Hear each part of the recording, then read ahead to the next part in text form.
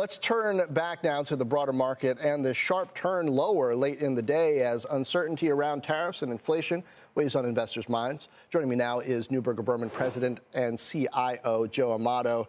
Joe, help me out here. Give some perspective to a somewhat precipitous market move. Is this about tariffs? Has the thesis fundamentally changed here, or do we stick to the plan? Look, our long-term thesis has not changed. I think we feel we're moving into a period of higher nominal growth, and I think that should lead to a broadening out in the equity markets, which includes value and small cap. I mean, I think we are going through a bit of a soft patch. I mean, we've seen this over the last couple of years, that there's some softness early in the calendar year. So I think we get through that. And now, obviously, policy here can be tricky in the next quarter or two, and tariffs obviously being an important part of the dialogue. You know, we think that's going to be more narrowly implemented and is not necessarily a broad-based concern for the longer term. A couple different ways for things to broaden out. You know, the smaller stocks can go up faster than the bigger ones, or they can just go down slower. Do we have to be prepared for the latter?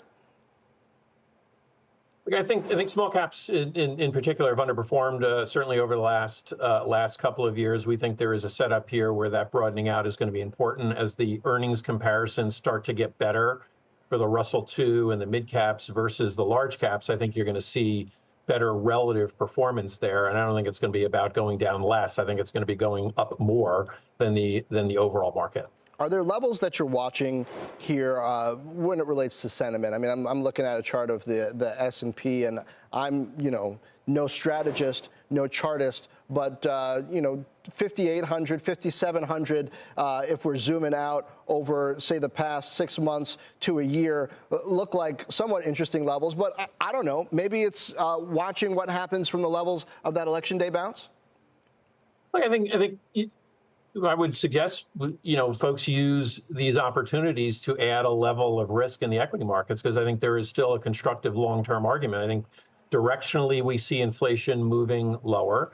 We think the Fed is still going to cut rates more in the second half of the year.